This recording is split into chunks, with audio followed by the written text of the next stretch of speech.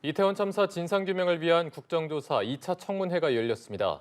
이상민 행정안전부 장관과 오세훈 서울시장, 그리고 구속 상태인 박희영 용산구청장이 출석했습니다. 네, 취재기자 연결해 보겠습니다. 구하림 기자. 네, 청문회에는 이상민 행정안전부 장관과 오세훈 서울시장, 조규홍 보건복지부 장관 등이 출석했습니다. 청문회는 오전 10시부터 진행됐고 잠시 후 오후 2시 30분부터 다시 시작되는데요. 여야 위원들은 사고 당시 상황과 어떻게 대처를 했는지 꼼꼼히 따져 물었습니다. 국민의힘은 박희영 용산구청장에 대한 질의를 집중적으로 벌였습니다. 1차 책임이 관할 구청인 용산구에 있었다고 보고 대응이 소홀하지는 않았는지 질문을 계속했는데요. 반면 더불어민주당은 이상민 행안부 장관이 최종 책임자라고 보고 당시 대처는 물론이고 정치적인 책임까지도 물었습니다. 이 장관은 사퇴할 생각 없느냐는 민주당 천준호 의원의 질의에 이 말씀에 상당히 공감하고 책임감을 느낀다, 가슴에 깊이 새기도록 하겠다며 주어진 자리에서 최선을 다하겠다고 대답했습니다.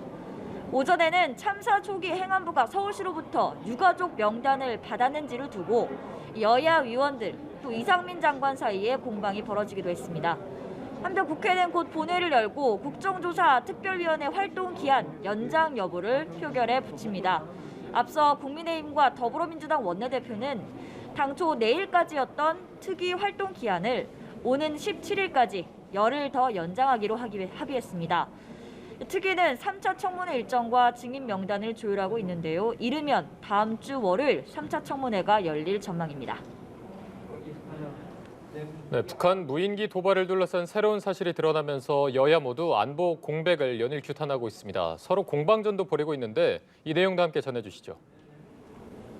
그렇습니다. 지난달 말 서울 상공을 침범한 북한 무인기와 관련해 여야는 북한에 대해서 한 목소리로 규탄의 메시지를 내면서도 동시에 상대를 향해서도 공방을 주고받는 양상입니다. 먼저 국민의힘 주호영 원내대표 발언 보시겠습니다. 무인기가 이번에 처음 넘어온 것도 아니고 2017년 6월에 37일간이나 우리나라를 휘젓고 다녔습니다. 문재인 정권은 침투 사실조차 파악을 하지 못하고 있었습니다. 하루아침에 대비책이 만들어지는 것이 아닙니다. 네, 국민의힘은 민주당이 현 정부의 안보 실패라는 점을 강조하는 점은 자기 얼굴에 침뱉기라며 오히려 이전 정부에서 대책을 제대로 마련해두지 않아서 이 같은 사태가 생겼다고 했습니다. 주호영 원내대표는 문재인 정부에서는 무인기 침투 사실조차 장기간 동안 파악하지 못했다며 이 사태의 대부분의 책임은 이전 정권에 있다고 덧붙였습니다. 반면 민주당 박홍근 원내대표는 정부 여당이 남 탓하기를 하고 있다며 총체적인 안보 실패에 입이 다물어지지 않는다고 비판 수위를 높였습니다. 역시 영상으로 보시겠습니다. 용산 대통령실 방어망이 뚫린 건데도 끝 일부를 지난 것으로 보인다. 스치듯이 지나갔다. 대통령 집무실 안전엔 분명히 이상 없다. 등등 무책임하고 엉뚱한 변명과 비겁한 발뺌으로 일관합니다. 네, 박홍근 원내대표는 무인기가 서울 상공에 들어왔는데도 정부와 군이 이를 뒤늦게 시인한 점에 대해 비겁한 발뺌이라며 국방장관 또 합참의장 등 문책이 불가피하다고 했습니다.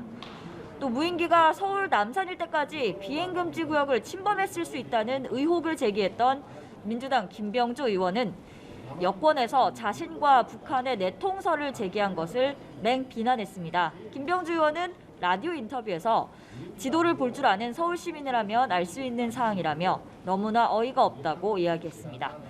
지금까지 국회에서 전해드렸습니다.